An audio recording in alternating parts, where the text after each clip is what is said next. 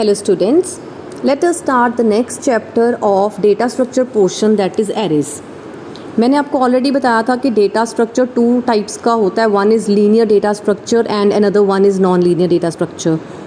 And linear data structure में further 4 types या examples आ जाते हैं like arrays, stacks, link list and queues. तो हमने इन चारों को टर्न बाय टर्न डिस्कस करना है. इनके फुल फ्लैज चैप्टर्स हैं. So the first chapter is arrays.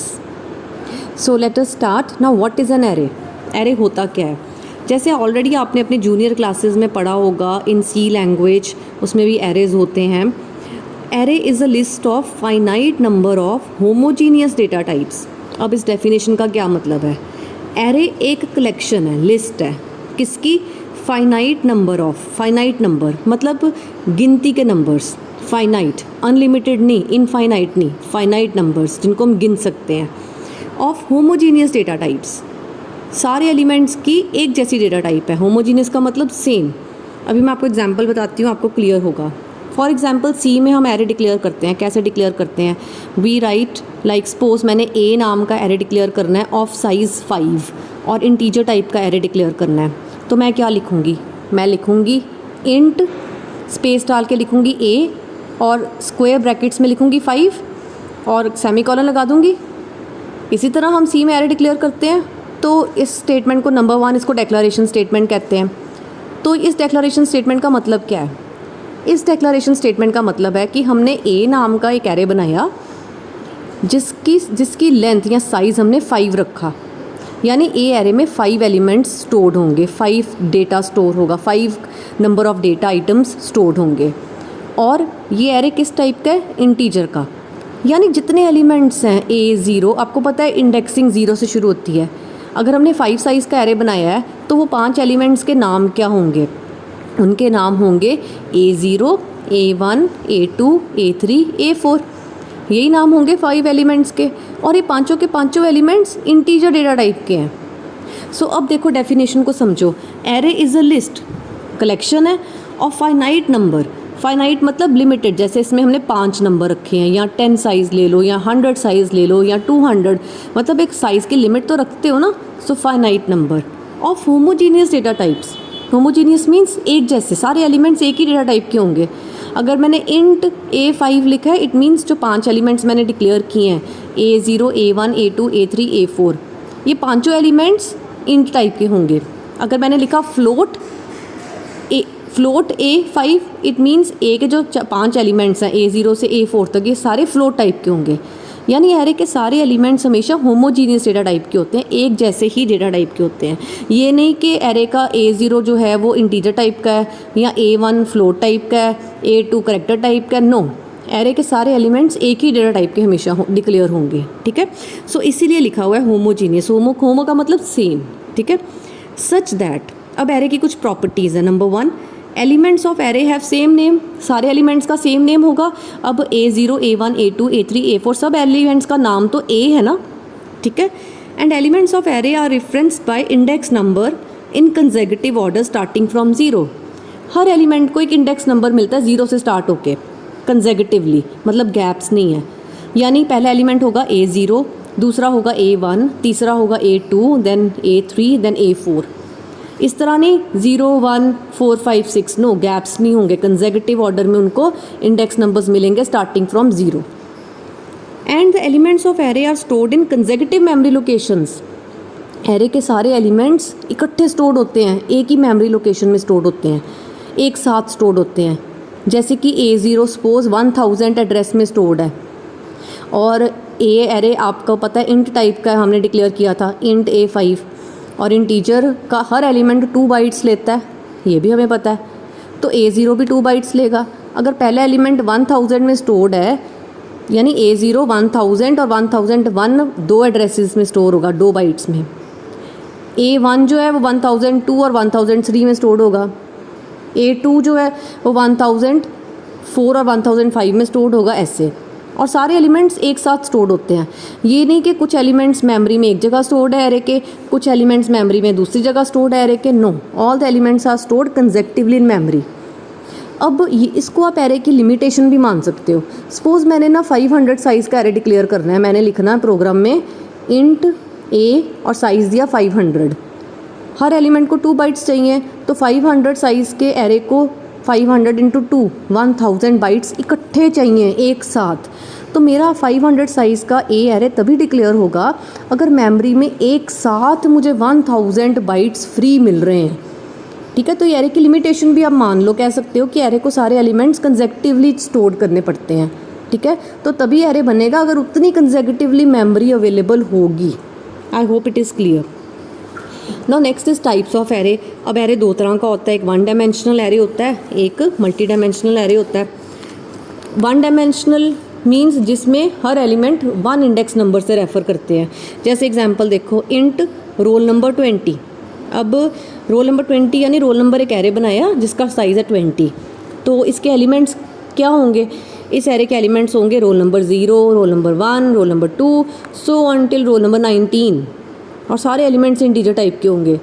इसी तरह मार्क्स का एक एरे है 50 साइज़ का और ये फ्लोट का है, तो इसके एलिमेंट्स क्या होंगे? मार्क्स 0, मार्क्स 1, मार्क्स 2, सो अनटिल मार्क्स 49, और सारे एलिमेंट्स फ्लोट के होंगे। इसी तरह नेम 30। अब आप ये तीनों एरेज देखो, रोल नंबर, मार्क्स और नेम, इन तीनों में क्या कॉमन है कि तीनों में एक ही इंडेक्स नंबर दिया हुआ है, एक ही साइज़ दिया हुआ है हमने, 20, 50 और 30। तो इसको कहते हैं 1 डायमेंशनल एरे, जिसमें हर एलिमेंट को एक इंडेक्स नंबर से रेफ़र किया जाता है। जैसे नेम का पहला एलिमेंट होगा नेम 0, दूसरा एलिमेंट होगा नेम 1, तीसरा एलिमेंट होगा नेम 2, तो एक ही इंडेक्स नंबर लग रहा है ना हर एरे के एलिमेंट के साथ। सो दिस इज़ 1 डायमेंशनल एरे। और एक होता है मल्टी डायमेंशनल। मल्टी डायमेंशनल में 1 ऑनवर्ड सारे आ जाते हैं, 2 dimensional, 3 dimensional, 4 dimensional, so on till nth dimensional सारे आ जाते हैं। तो जैसे कि ये वाला एग्जांपल है स्टूडेंट 2020। अब ये देखो, ये 2 डायमेंशनल एरे है। क्यों? क्योंकि इसमें हर एलिमेंट को हमने 2 इंडेक्स नंबर्स के साथ रेफ़र किया है ना। स्टूडेंट का जो पहला एलिमेंट होगा वो क्या होगा? स्टूडेंट 00। दूसरा एलिमेंट होगा स्टूडेंट 01, देन 02, 03, सो अनटिल 019। उसके अगला एलिमेंट आएगा student 10, 11, 12, 13, so until 119, then 20, 21, 22, 23, so until 219, और लास्ट एलिमेंट इस एरे का क्या होगा? स्टूडेंट 19, 19। देखो, हर एलिमेंट को हम 2 इंडेक्स वैल्यू से रिप्रेजेंट कर रहे हैं, so this is 2 dimensional. Table 5, 10 ये भी 2 डायमेंशनल है। क्यूब 6, 6, 6 ये 3 डायमेंशनल है। सो जितने भी 1 ऑनवर्ड्स आ जाते हैं वो सारे मल्टी डायमेंशनल एरे में आ जाते हैं। आई hope it is clear. Now next is, इसी जो मैंने आपको अभी समझाया इसी को ही आगे थ्योरी में लिखा हुआ है कि 1 डायमेंशनल एरे क्या होता है। So it is that type of array in which elements are referenced by only 1 index number और इंडेक्स वैल्यू, एक ही इंडेक्स नंबर होता है हर एलिमेंट के साथ। इन 1 dimensional array only 1 size is mentioned during declaration. Declaration के टाइम पे हमने एक ही साइज़ देना होता है। सिंटेक्स क्या है? डेटा टाइप लिखो, जैसे इंट, फ्लोट, कैर। एरे का नाम लिखो, like a, name, roll number, जो भी आपने नेम देना है एरे का। देन साइज़ मेंशन करो, एक ही size, and then semicolon. For example int roll number 20। And multi dimensional array में it is that type of array in which elements are referenced by more than 1 index numbers और index values. In multi dimensional array more than 1 sizes are mention during declaration. अगर 2 dimensional array बनाना है तो 2 sizes देने पड़ेंगे, size 1, size 2। 3 dimensional बनाना है तो 3 sizes देने पड़ेंगे, size 1, size 2, size 3। Data type कोई भी आप ले लो जो आपको चाहिए, एरे का नाम कोई भी ले लो। सो एग्जांपल इंट टेबल 5, 10, इसका मतलब टेबल नाम का एक एरे बन रहा है, 2 डायमेंशनल एरे है, और जो इसमें रोज़, अब इसको और डिटेल में पढ़ते हैं। 5 क्या है? 5 है नंबर ऑफ़ रोज़, 10 है नंबर ऑफ़ कॉलम्स। तो टेबल एरे जो है इसको हम मैट्रिक्स भी कह देते हैं 2 डायमेंशनल एरे को। ठीक है, अब जो टेबल मैट्रिक्स है इसकी रोज़ क्या होंगी? रो नंबर होगा, रो नंबर 0, 1, 2, 3, 4, और कॉलम नंबर्स क्या होंगे? 0, 1, 2, 3, 4, 5, 6, 7, 8, 9। ठीक है, and cube 6, 6, 6, this is a 3 dimensional array. So जितने भी 1 ऑनवर्ड्स आ जाते हैं डायमेंशनल, वो सारे मल्टी डायमेंशनल में कवर हो जाते हैं। So I hope this topic is clear.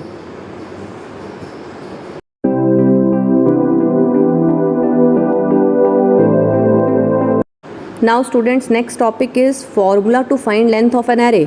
मुझे एक एरे गिवन है, वो एरे में कितने एलिमेंट्स हैं या एरे की लेंथ कैसे फाइंड करनी है, उसका फॉर्मूला होता है।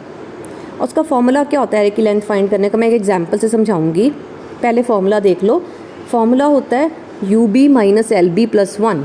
Now what is U B and what is L B, ये अब हम समझते हैं। तो एक एग्जाम्पल लो, एग्जाम्पल देखो पहले। सपोज़ मेरे पास एक एरे है, ठीक है, इसमें 6 एलिमेंट्स हैं, A0, A1, A2, A3, A4, A5। 6 elements हैं तो इंडेक्सिंग 0 to 5 जाएगी, ठीक है। और पहला एलिमेंट A2 में पड़ा हुआ है और लास्ट एलिमेंट A5 में पड़ा हुआ है। अब कोई पूछे इस एरे का लेंथ कितनी है, यानी कितने एलिमेंट्स हैं इस एरे में, तो अगर हम काउंट करें तो 4 ही एलिमेंट्स पड़े हैं ना, 20, 30, 22 एंड 46। अब हम फॉर्मूले से कैसे कैलकुलेट करेंगे, तो उसके लिए ना हमें कुछ टर्म समझनी है। एक टर्म होती है यूबी। यूबी का मतलब होता है अपर बाउंड। अपर बाउंड का मतलब होता है कि वो कौन सा हाईएस्ट इंडेक्स नंबर है जिसमें लास्ट एलिमेंट पड़ा हुआ है। लास्ट एलिमेंट क्या है, 46, वो कौन से इंडेक्स नंबर में पड़ा हुआ है, 5 में। So U B is 5, U B 46 नहीं है, U B is 5 index number. एक होता है एल बी। एल बी का मतलब होता है लोअर बाउंड। लोअर बाउंड का मतलब सबसे पहला एलिमेंट कौन से इंडेक्स नंबर में पड़ा है, सबसे पहला एलिमेंट इज़ 20 और कौन से इंडेक्स नंबर में पड़ा है, 2 में, तो एल बी 2 होगा। So U B is 5, L B is 2 and formula क्या था देखो, U B minus L B plus 1, यही है ना फॉर्मूला। तो कितना बनेगा हमारा, 5 माइनस 2 प्लस 1 दैट इज़ 4, और हमारे पास एलिमेंट्स देखा जाए वैसे ही 4 हैं। So this is the way how we can calculate the length of an array, कि एरे में कितने एलिमेंट्स पड़े हुए हैं। ये तो देख के आपने 4 कह दिया और आंसर भी 4 आ गया। हो सकता है एरे बहुत बड़ा हो, 1000 एलिमेंट्स का एरे हो, तो उसके लिए फॉर्मूला यूज़ होता है फिर उसकी लेंथ फाइंड करने के लिए। आई होप इट इज़ क्लियर।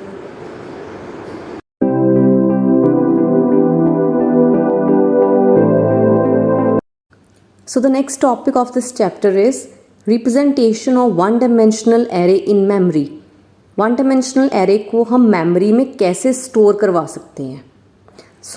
कुछ पॉइंट्स तो हमें ऑलरेडी क्लियर हैं कि एरे के एलिमेंट्स हमेशा मेमोरी में कंसेक्टिवली स्टोर्ड होते हैं, यानी साथ साथ स्टोर्ड होते हैं। इसको समझाने के लिए सबसे पहले ये डायग्राम देखो। इस फिगर में देखो सारे एलिमेंट्स एक साथ स्टोर्ड हैं, A0, A1, A2, A3, A4, they all are stored consecutively in memory. कोई गैप्स नहीं है। अगर पहला एलिमेंट 1001 पर है, क्योंकि वो इंट टाइप का होगा तो 2 बाइट्स लेगा, तो नेक्स्ट एलिमेंट 1003 पे है, नेक्स्ट 1005, 7 एंड 9। मीन्स ऐसे नहीं होगा कि first element is on 1001 memory location और सेकेंड एलिमेंट 1010 में होगा, थर्ड एलिमेंट 1051 में होगा। No, not like that.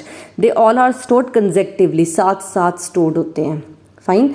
So in computers memory elements of array are stored in consecutive order. So let us suppose that we have declared the following array int a5. So what we have declared? We have declared an array of name a having size 5 and that array is of integer type. This declaration means that we have created an array named a having 5 elements of integer type, that is a0, a1, a2, a3 and a4. And all these elements are stored consecutively in computer's memory as shown in the diagram. Now the above diagram shows that each element of an array is stored using 2 memory locations. Why? Because array A is of integer type. Fine. So we have seen that all the elements are stored consecutively. Now there is a formula to find location of element in an array. अब होता क्या है कि suppose array में, हमारे array में 10 elements हैं, ठीक है। तो क्या computer, there is a question कि क्या कंप्यूटर एरे के सारे एलिमेंट्स का एड्रेस अपने डेटाबेस में रखेगा कि A0 इस लोकेशन पे है, A1 इस लोकेशन पे है, A2 इस लोकेशन पे है? नो, ऐसा नहीं होता। कंप्यूटर क्या करता है, कंप्यूटर सिर्फ एरे के पहले एलिमेंट का एड्रेस अपने डेटाबेस में स्टोर करके रखता है, या अपने you can say storage space में स्टोर करके रखता है सिर्फ एरे का पहला एलिमेंट का एड्रेस, जिसको हम बेस एड्रेस कहते हैं।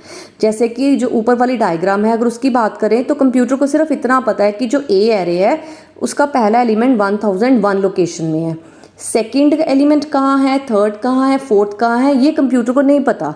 ये पता लगाने के लिए कंप्यूटर एक फॉर्मूला यूज़ करता है। अब हमने उस फॉर्मूले को स्टडी करना है। सिर्फ आपने 2 बातें याद रखनी है कि एक तो कंप्यूटर को कभी भी नहीं पता होता कि एरे के सारे एलिमेंट्स कहाँ स्टोर्ड हैं। कंप्यूटर को सिर्फ इतना पता होता है कि एरे का पहला एलिमेंट, जिसको हम बेस एलिमेंट कहते हैं, वो कौन सी लोकेशन पे स्टोर्ड है, उस लोकेशन को बेस एड्रेस कहते हैं। और बाकी एलिमेंट्स अगर पता लगाने हों, लाइक हमने A3 को असेस करना है, तो कंप्यूटर के पास तो A3 का एड्रेस है नहीं, तो सीधा वो कैसे असेस करेगा? By using a formula. अब हम फॉर्मूला को स्टडी करेंगे। So this is a formula to find location of an element in an array. Formula क्या है? फॉर्मूला मैं रीड कर देती हूँ, then I will explain to you. Formula is location of A K, loc of A K. Loc of A K means location of kth element of array A, that is equal to base address of array ए, यानी array के पहले element का address plus W। What is W? W is a word count.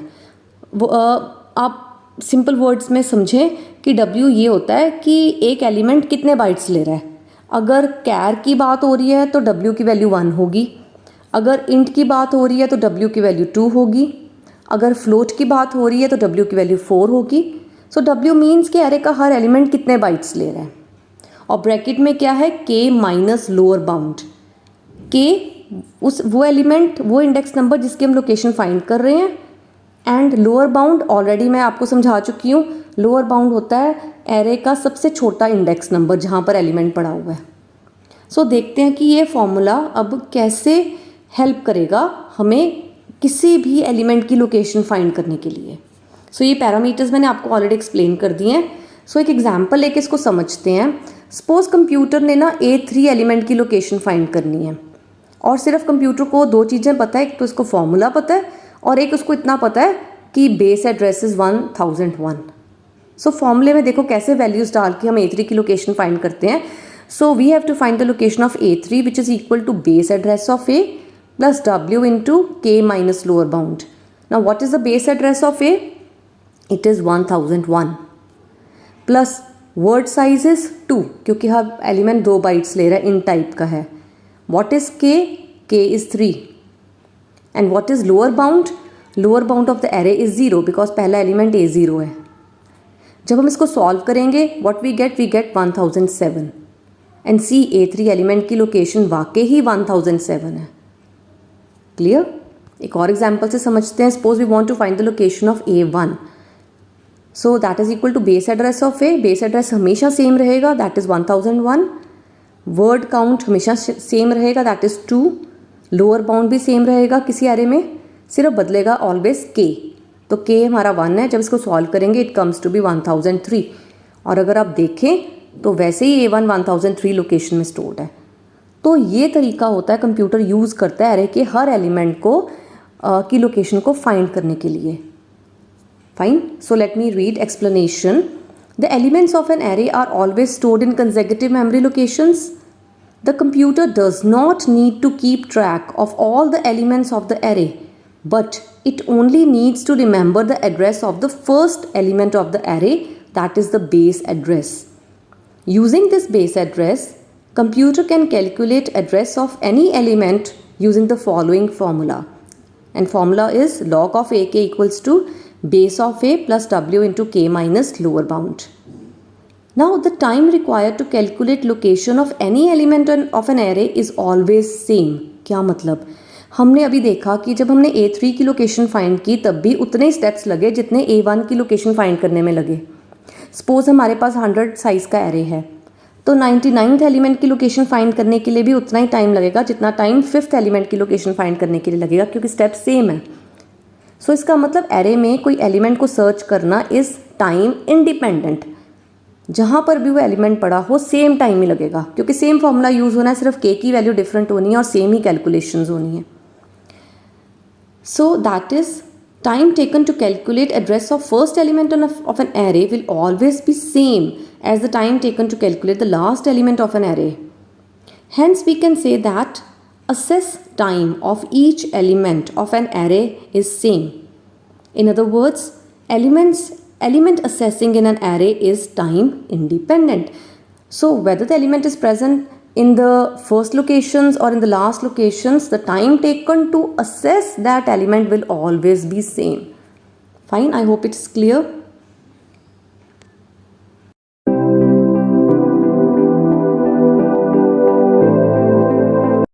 Now the next topic is the difference between one dimensional array and multi dimensional array. ये कई बार exams में आ जाता है। सो हमने ऑलरेडी देख भी लिया कि वन डायमेंशनल एरे क्या होता है, मल्टी डायमेंशनल एरे क्या होता है। Still the difference is number 1, it is the list of homogeneous data elements in which each element is referenced using only one index value, and multidimensional में each element is referenced using more than one index values. Then the elements of one dimensional array are stored consecutively in memory starting from first element to the last. लेकिन elements of multidimensional array are either stored row by row or column by column. ये topic हमने पढ़ना है। इसका मतलब ये है कि अगर वन डायमेंशनल एरे की बात हो रही है तो एलिमेंट्स हमेशा ऊपर से नीचे तक स्टोर्ड होते हैं, A0, A1, A2, A3, A4, A5 like this. लेकिन अगर सपोज टू डायमेंशनल एरे की बात हो रही है जो मल्टी डायमेंशनल में आ जाता है, तो उसमें क्या होंगे, उसमें रोज भी होंगे, कॉलम्स भी होंगे। सो एलिमेंट्स जो हैं वो रो वाइज भी स्टोर्ड हो सकते हैं, कॉलम वाइज भी। ये याद रखना, ये हम आगे इस टॉपिक को करेंगे इसी चैप्टर में, जिसको हम कहते हैं row major order and column major order. ये हमने टॉपिक करना है, तो आपको ये सेकंड डिफरेंस क्लियर हो जाएगा। थर्ड इज द सिंटेक्स, कि कैसे डिक्लेयर करते हैं वन डायमेंशनल एरे को। Syntax is we have to write the data type, then the name of the array, और एक ही साइज देना स्क्वायर ब्रैकेट्स में, देन सेमीकोलन। और मल्टी डायमेंशनल एरे को डिक्लेयर करने के लिए we have to write the data type, the array name, और बहुत सारे साइजेस 2, 3, 4 या जितने भी डायमेंशनल एरे हम बना रहे हैं, and then the semicolon, and then the formula to find the location in one dimensional array हमने ऑलरेडी पिछले टॉपिक में पढ़ा। लेकिन टू डायमेंशनल एरे या मल्टी डायमेंशनल एरे के केस में जो फॉर्मूला है वो दो फॉर्मूलाज हैं। हम टू डायमेंशनल एरे की अगर बात करें, so we have two formulas, and again वही बात, हमने अभी टॉपिक जो पढ़ना है row major order and column major order, उसमें हमने ये दोनों फॉर्मूलाज को कवर कर लेना है, तब आपको ये फोर्थ पॉइंट भी क्लियर हो जाएगा। And next is example, one dimensional array की डायग्राम बना दो, block diagram, and multi dimensional array की भी ब्लॉक डायग्राम बना दो। सो this was the difference between one dimensional array and two dimensional कह दो या मल्टी डायमेंशनल कह दो, ठीक है।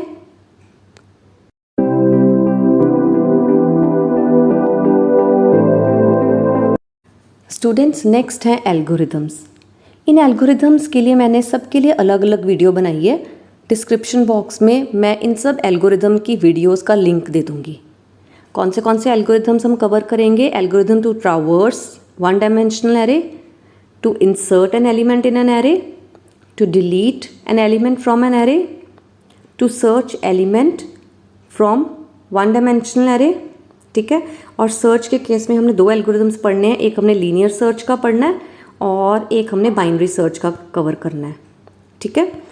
और इन दोनों की मैंने सेपरेट वीडियोस बनाई हैं, मैं लिंक डाल दूँगी, फाइन। उसके बाद जो नेक्स्ट एल्गोरिदम हमने करना है, that is algorithm to sort unsorted one dimensional array. One dimensional array है अनसॉर्टेड, उसको हमने सॉर्ट करना है। तो इसमें मैंने एक बबल सॉर्ट की अलग वीडियो बनाई है, देन एक वीडियो मैंने इसकी एक्सप्लेनेशन भी सब दी हुई है, उसमें एक मर्ज सॉर्ट की अलग वीडियो बनाई है, एंड देन एक मैंने इंसर्शन सॉर्ट की वीडियो बनाई है इसमें, एंड देन एक सिलेक्शन सॉर्ट की वीडियो बनाई है, ठीक है। तो ये सारी वीडियोस के जो लिंक हैं मैं आपको डिस्क्रिप्शन बॉक्स में दे रही हूँ। Then there is a difference between insertion sort and selection sort. एक बार आप एल्गोरिथम्स को कवर कर लो, ये सारे डिस्क्रिप्शन बॉक्सेस के लिंक्स को कवर कर लो, तो ये डिफरेंसेस आपको अपने आप ही क्लियर हो जाएंगे। एक और एल्गोरिदम हमारा आ जाता है, algorithm to merge one dimensional array, to merge two sorted one dimensional arrays into a single sorted one dimensional array, merging का। तो ये भी मैंने इसकी सेपरेट वीडियो बनाई हुई है, जिसका लिंक मैं आपको दे दूंगी। Now students, next topic is multi dimensional arrays.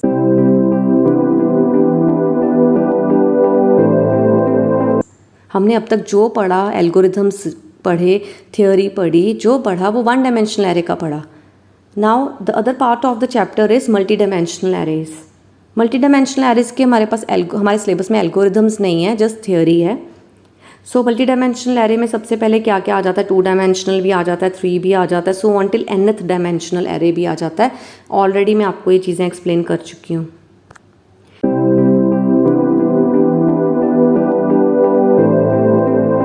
Now what are two dimensional. अब हम टू डायमेंशनल एरे को थोड़ा डिटेल में स्टडी करेंगे। सो मल्टी डायमेंशनल के अंदर हम कौन सी कैटेगरी को स्टडी करने वाले हैं, टू डायमेंशनल एरे को, क्योंकि मल्टी के अंदर 2 भी आ जाता है, 3 डायमेंशनल भी आ जाता है, 4 भी आ जाता है एंड सो ऑन।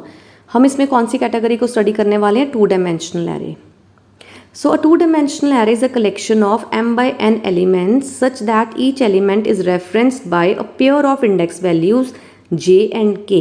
कहते हैं कि टू डायमेंशनल एरे को हम एक m by n collection of elements कह देते हैं। ठीक है, देखो टू डायमेंशनल एरे की डायग्राम देखो, इसमें रोज़ हैं, कॉलम्स हैं। जैसे मैंने एग्जांपल लिया तो इसमें कितने रोज़ हैं, 4 रोज़ हैं और 3 कॉलम्स हैं। और हर एलिमेंट की जो इंडेक्सिंग है, जैसे पहले की है, लेट मी जूम, फर्स्ट की है A11, A12, A13, A21, A22, A23 and so on.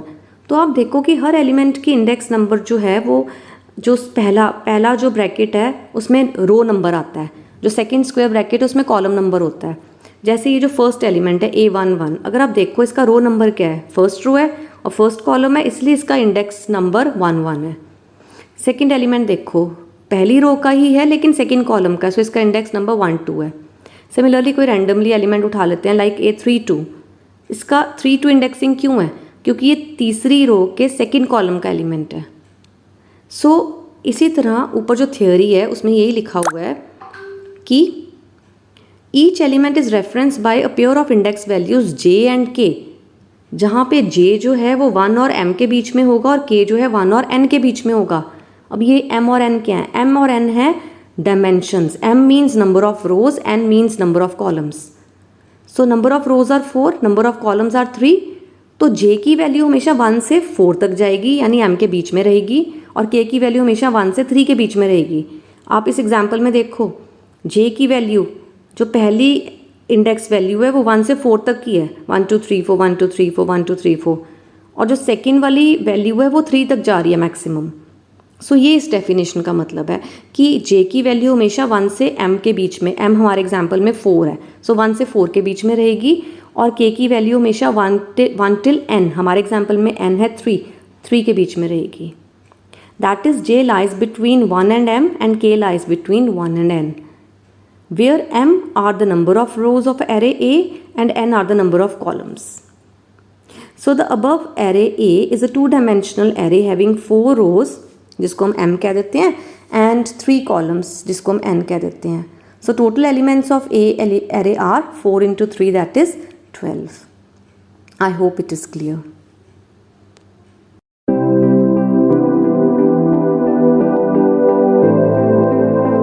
Students, now next is how can we represent this two-dimensional array in memory. हमने 1-dimensional array की रिप्रेजेंटेशन पढ़ी थी। अब 2-dimensional array जिसको matrix भी कहते हैं उसको मेमोरी में कैसे स्टोर करवाना है। और आपको याद होगा अभी हमने डिफरेंसेस डिस्कस किए थे, differences about 1-dimensional array and मल्टी-dimensional array। तब मैंने आपको कहा था हम 2 टॉपिक्स आगे जाके पढ़ेंगे, row major order and column major order. तो अब हमने वो टॉपिक्स पढ़ने हैं। तो ये टॉपिक्स हैं क्या कि 2-dimensional array को मेमोरी में हम कैसे स्टोर करवा सकते हैं, रिप्रेजेंट करवा सकते हैं। तो इसके 2 तरीके हैं, या तो हम रो वाइज स्टोर करवाएं या हम कॉलम वाइज स्टोर करवाएं। अगर हम रो वाइज स्टोर करवाएंगे तो उस मेथड को कहते हैं रो मेजर ऑर्डर। अगर कॉलम वाइज स्टोर करवाते हैं तो उस मेथड को कहते हैं कॉलम मेजर ऑर्डर। अब ये हैं क्या row wise and column wise, let's see. So let us first of all discuss the row major order. So in row major order elements of 2-dimensional array are stored in memory row by row. ठीक है, अब इसका क्या मतलब, देखो एक example लेते हैं। ये हमारा एक 2-dimensional array है जिसमें 4 रोज़ हैं एंड 3 कॉलम्स हैं। अगर हम रो मेजर ऑर्डर की बात करते हैं तो elements row by row stored होंगे मेमोरी में। मींस पहले पहली रो के एलिमेंट्स स्टोर्ड होंगे, देन सेकेंड रो के एलिमेंट्स स्टोर्ड होंगे, देन थर्ड रो के, देन फोर्थ रो के। कैसे देखो, सो A11, A12, A13 पहली रो हो गई, then A21, A22, A23 second row हो गई, then similarly third row A31, 32, 33, then A41, 42, 43। I hope it is clear. So row by row store करवाना है। कॉलम मेजर ऑर्डर में क्या होगा, हम कॉलम बाय कॉलम स्टोर करवाएंगे। सो आई होप कि वो भी अब आपको थोड़ा थोड़ा क्लियर हो गया।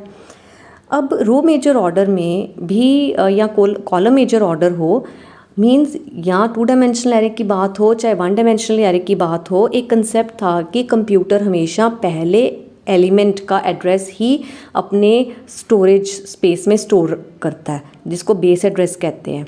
तो चाहे 1 डायमेंशनल एरे की बात हो चाहे 2 डायमेंशनल एरे की बात हो, हमेशा पहले एलिमेंट का एड्रेस ही कंप्यूटर को पता होता है, बाकी एलिमेंट्स का एड्रेस फॉर्मूला यूज़ करके कंप्यूटर निकालता है। तो हमने 1 डायमेंशनल एरे के केस में तो फॉर्मूला स्टडी किया था। अब 2 डायमेंशनल एरे के केस में हम रो मेजर ऑर्डर का एक फॉर्मूला स्टडी करेंगे और एक कॉलम मेजर ऑर्डर का फॉर्मूला स्टडी करेंगे। सो रो मेजर ऑर्डर में जो फॉर्मूला है किसी भी एलिमेंट की लोकेशन फाइंड करने का, क्योंकि कंप्यूटर को सिर्फ पहले एलिमेंट की लोकेशन पता होती है एंड ये फॉर्मूला पता होता है। किसी भी और एलिमेंट की लोकेशन फाइंड करने के लिए कंप्यूटर इस फॉर्मूले को यूज़ करता है। नाउ रो मेजर ऑर्डर में फॉर्मूला क्या होता है? The formula is, let me zoom, so the formula is log of A J K, क्योंकि 2 डायमेंशनल एलिमेंट है, 2 इंडेक्स नंबर्स होंगे जे और के, हमने ए जे के की लोकेशन फाइंड करनी है। तो what we need the base address of that array A, उस 2 डायमेंशनल एरे का पहले एलिमेंट का एड्रेस जो कंप्यूटर को पता है, प्लस डब्ल्यू सेम वही है कि हर एलिमेंट कितने बाइट्स मेमोरी में ले रहा है, और ब्रैकेट में क्या है एन क्या है? Number of columns, m into n कहते हैं ना।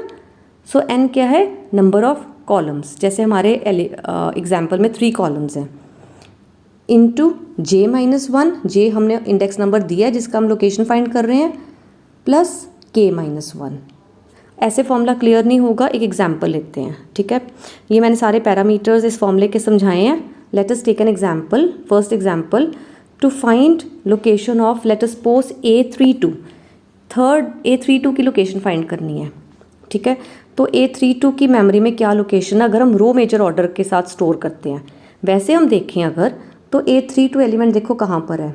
A32 एलिमेंट की लोकेशन क्या है? दैट इज़ 1007, ठीक है। देखते हैं फॉर्मूले के साथ 1007 आती है कि नहीं आती, क्योंकि कंप्यूटर को सिर्फ A11 की लोकेशन पता है, दैट इज़ 1000, राइट। कंप्यूटर को बाकी एलिमेंट्स की लोकेशन नहीं पता।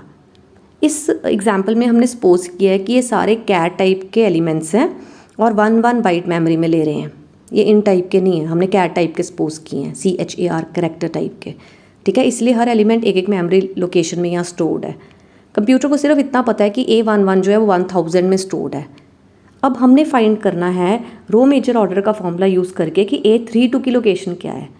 देखने में हमें पता है कि 1007 है, सो लेट अस सी कि फॉर्मूले से आती है कि नहीं आती। So see, formula is base address of A, so what is base address of A? That is 1000, right. Then what is W? हर एलिमेंट एक बाइट में स्टोर्ड है, so 1। Then what is N? N is number of columns.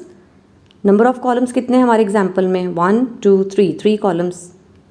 Then bracket में क्या होता है? j-1, j is 3 plus k-1, k is 2, 2-1। सो इसको solve करेंगे तो 1007 देखो हमारे पास आ गया। सिमिलरली अगर हमने A43 की लोकेशन फाइंड करनी है तो कैसे करनी है? j की जगह 4 यूज़ कर लेना और k की जगह 3 यूज़ कर लेना, बाकी वैल्यूज़ वही रहेंगी क्योंकि एरे सेम है। तो ये सॉल्व करने पे 1011 आ जाएगा। सो लेट अस सी कि वाकई A43 1011 लोकेशन पे स्टोर्ड है। सो सी, येस, A43 एलिमेंट जो है 1011 लोकेशन पे स्टोर्ड है। तो इस तरह कंप्यूटर किसी भी एलिमेंट की लोकेशन फाइंड कर लेता है। So this was all about row major order. Next is column major order. अब कॉलम मेजर ऑर्डर भी आपको क्लियर हो जाएगा जब सारे elements column by column stored होंगे। लाइक पहली कॉलम, अगर हम पहली कॉलम की बात करें तो A11, A21, A31, A41। Then second column A12, A22, A32, A42। Then third column A13, A23, A33, A43, ठीक है, ऐसे स्टोर्ड होंगे। So see, column by column stored है elements. A11, A21, A31, A41 first column होगी। Then A12, 22, 32, 42, 13, 23, 33, 43। So this is column major order. और इसका भी एक फॉर्मूला होता है, रो मेजर ऑर्डर से हल्का सा डिफरेंट होता है, वो आप देख लेना, ठीक है। और उसके पैरामीटर समझाए हैं और 2 एग्जांपल्स भी दिए हैं, आपको क्लियर हो जाएगा। Okay, so this was all about 2 dimensional array कि 2 डायमेंशनल एरे क्या होता है और मेमोरी में कैसे स्टोर्ड होता है using 2 methods, row major order and column major order. Fine. Now there is a special type of 2 dimensional array जिसको हम स्पार्स मैट्रिक्स कहते हैं। अब वो क्या है?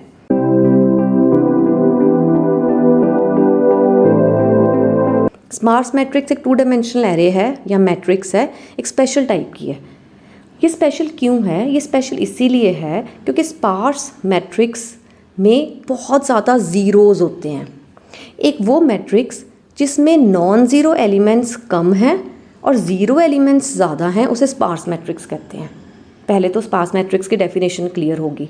सो sparse matrix is a special kind of matrix और a 2 dimensional array in which the majority of elements are zero. In other words, any matrix which has more number of zero elements as compared to non-zero elements are called sparse matrix. सो कोई भी matrix जिसमें non zero elements कम है, zero elements ज़्यादा, उसको sparse matrix कहते हैं। पहले तो स्पार्स मैट्रिक्स की डेफिनेशन क्लियर करो और एग्जांपल देखो। जैसे फर्स्ट एग्जांपल है, अब जैसे फर्स्ट एग्जांपल मान लो जिसमें 4 × 4 दैट इज 16 एलिमेंट्स हैं। अब आप देखो 16 एलिमेंट्स में से सिर्फ 4 एलिमेंट्स दैट इज़ 5, 1, 3 एंड 7, ये 4 एलिमेंट्स ही सिर्फ नॉन ज़ीरो हैं, बाकी के 12 एलिमेंट्स ज़ीरो हैं।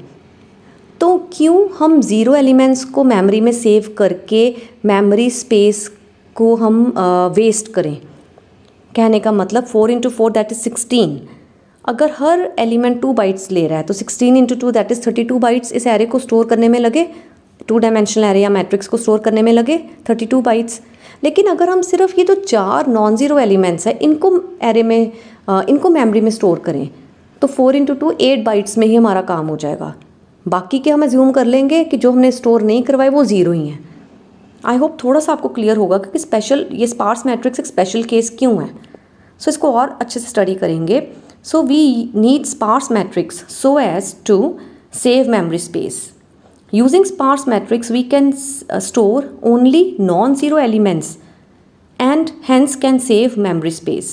For example, in figure A, out of total 4 × 4 16 elements, only 4 elements are non-zero, and now the memory which is needed to store all the elements of the matrix, that is 16 × 2 32 bytes, and memory needed to store only non-zero elements, so 4 × 2 that is 8 bytes. So sparse matrix से हम 24 bytes को बचा रहे हैं। And second इसका आप कह दो एडवांटेज क्या है स्पार्स मैट्रिक्स का? इम्प्रूव कंप्यूटेशनल पावर, क्योंकि हम बहुत थोड़े एलिमेंट्स को स्टोर करवा रहे हैं मेमोरी में, तो कंप्यूटेशनल पावर भी हमारी इंक्रीज़ हो जाएगी, अच्छी हो जाएगी। नाउ स्पार्स मैट्रिक्स को मेमोरी में स्टोर करवाने के 2 तरीके हैं। एक है एरे यूज़ करके, एक है लिंक लिस्ट यूज़ करके। हमने दोनों डिस्कस करने हैं। एरे यूज़ करके स्पार्स मैट्रिक्स को मेमोरी में कैसे सेव करवाना है। A 2 dimensional sparse matrix can be represented in memory using 3 rows. अगर हमने एरे यूज़ करके स्पार्स मैट्रिक्स को मेमोरी में स्टोर करवाना है ना, तो हमें 3 रोज़ चाहिए, 3 रोज़। अभी हम इसका एग्जाम्पल भी देखेंगे। पहली रो बताएगी नॉन ज़ीरो एलिमेंट कौन सा है, सेकेंड रो बताएगी उस नॉन ज़ीरो एलिमेंट का कॉलम नंबर क्या है, एंड थर्ड रो बताएगी उस नॉन ज़ीरो एलिमेंट का रो नंबर क्या है। आपको एग्जाम्पल से ज़्यादा क्लियर होगा। सपोज़ हमारे पास एक ये वाला 2 डायमेंशनल एरे है, ये स्पार्स मैट्रिक्स है। कैसे स्पार्स है? क्योंकि इसमें 4 × 4 out of 16 elements only 4 elements are non zero, तो 50% से कम जो है वो नॉन ज़ीरो हैं। ठीक है, सो ये स्पार्स मैट्रिक्स है। तो अगर हमने इस मैट्रिक्स को एरे से स्टोर करवाना है मेमोरी में, तो हम कैसे करवाएंगे? We will store like this. See, हम एक टेबल बनाएंगे जिसमें 3 रोज़ होंगी, या आप कह लो 3 कॉलम्स होंगी। जो पहली कॉलम है that is row number, second column is column number, and third column is the value. अब देखो, अगर हम पिछला एग्जाम्पल देखें तो पहला हमारा नॉन ज़ीरो एलिमेंट कौन सा है? That is 5। और 5 कहाँ स्टोर्ड है? कौन सी रो नंबर में? 0 रो नंबर में और 2 कॉलम नंबर में। So row number is 0, column number is 2। So row number is 0, column number is 2 and value is 5। अगला एग्जाम्पल देखते हैं। नेक्स्ट नंबर हमारा नॉन ज़ीरो कौन सा है? 2। ये कहाँ स्टोर्ड है? 0 रो नंबर के थर्ड कॉलम में 2 स्टोर्ड है। सो 0 रो नंबर के थर्ड कॉलम में 2 स्टोर्ड है। सिमिलरली हमने सारे एलिमेंट्स को इस तरह स्टोर करवाया। सो सी, हमें सिर्फ इतनी की स्टोरेज स्पेस चाहिए, सारे एलिमेंट्स को स्टोर करवाने की ज़रूरत नहीं है। So this is how sparse matrix can be stored in memory using arrays. ये एरे हैं, ये जो रो वाला जो पहला कॉलम है या कॉलम वाला जो दूसरा कॉलम है या वैल्यू वाला जो तीसरा कॉलम है, ये एक्चुअली एरे हैं। रो 0 में 0 स्टोर्ड है, रो 1 में 0 स्टोर्ड है, रो 2 में 1 स्टोर्ड है, रो 3 में 2 स्टोर्ड है, रो 4 में 3 स्टोर्ड है। इसी तरह कॉलम 0 में 2, कॉलम 1 में 3, कॉलम 2 में 3, कॉलम 4 में 0, 3 में एंड कॉलम 4 में भी 0। सिमिलरली वैल्यू 0 में 5 स्टोर्ड है, वैल्यू 1 में 2, वैल्यू 2 में 6, वैल्यू 3 में 9 एंड वैल्यू 4 में 7। सो इस तरह ये 3 एरेज है। सो एरे यूज़ करके हम ऐसे मेमोरी में एक स्पार्स मैट्रिक्स को स्टोर करवा सकते हैं। अब नेक्स्ट पढ़ने कि लिंक लिस्ट यूज़ करके कैसे हम स्पार्स मैट्रिक्स को मेमोरी में स्टोर करवा सकते हैं। ठीक है, अगर तो लिंक लिस्ट का टॉपिक आपने ऑलरेडी स्टडी किया हुआ है तो आपको समझ आ जाएगा। अगर नहीं स्टडी किया हुआ तो इतने पोर्शन को आप लिंक लिस्ट का चैप्टर करने के बाद देखना। So sparse matrix can also be stored or represented using linked list where each node has 4 fields. Link list के हर नोड में इसमें 4 फील्ड्स होंगे स्पार्स मैट्रिक्स के केस में। ठीक है, पहली फील्ड है row number which stores the row number of the non zero element. Second field का नाम है कॉलम, जो नॉन जीरो एलिमेंट की कॉलम नंबर स्टोर करती है। थर्ड फील्ड का नाम है वैल्यू, जो कि नॉन जीरो एलिमेंट की वैल्यू को स्टोर करेगा। एंड फोर्थ फील्ड का नाम है नेक्स्ट नोड, जो कि अगली नोड का एड्रेस स्टोर करेगा, because that is a link list. Link list में हमेशा ऐसे ही होता है ना। सो सबसे पहले स्टार्ट में कोई भी हमने एक मेमोरी का एड्रेस है जहाँ पे पहला एलिमेंट है। इस एग्जांपल में देखो first non zero element is 5, तो ये लिंक लिस्ट में कैसे स्टोर होगा, लाइक दिस। दोनों चीज़ों को साथ में देखते हैं। सी, सो what is the row number of 5? That is 0. Column number of 5 is 2. ठीक है, value of 5 is 5 and address of next node is 1 1 1 1. Similarly जो second element है non zero that is 2, इसकी row number है 0, column number है 3, element है 2 और next node का address. Similarly next non zero element is 6 which is in 1 row 3 column, value is 6 and then the address of next node of linked list. Next non-zero element is 9, जिसकी रो number है 2, column number है 0, value है 9 and next node का address है 1711। Address आप कोई भी ले सकते हो, अपना इमेजिनरी कुछ भी। ठीक है, similarly the last non zero element is 7, इसकी रो नंबर है 3, कॉलम नंबर है 0, वैल्यू है 7 और इसके नेक्स्ट कोई नोड है ही नहीं, सो नल वैल्यू स्टोर्ड है। So this is how sparse matrix is stored in memory using linked list. Next topic जो एग्जाम्स में आ जाता है students, that is the difference between linear search and binary search.